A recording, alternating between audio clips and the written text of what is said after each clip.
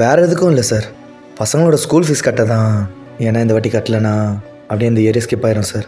Please sir, கொஞ்சம் advance கொடுத்தீங்கன்னா ரொம்ப யூஸ்ஃபுல்லாக இருக்கும். சாரி சார், அட்வான்ஸ்லாம் தர முடியாது. ஃபர்ஸ்ட் ஒர்க்க முடிங்க.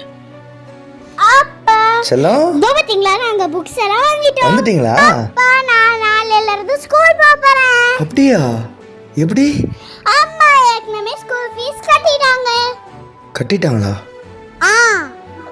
ஏ ஜாலி ஜாலி, நான் ஸ்கூல் போறேன்.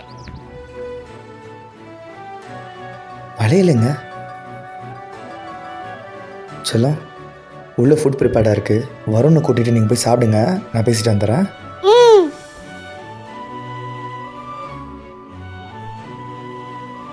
ஏம்மா? நாளையிலேருந்து ஸ்கூல் ஸ்டார்ட் ஆகுதுங்க.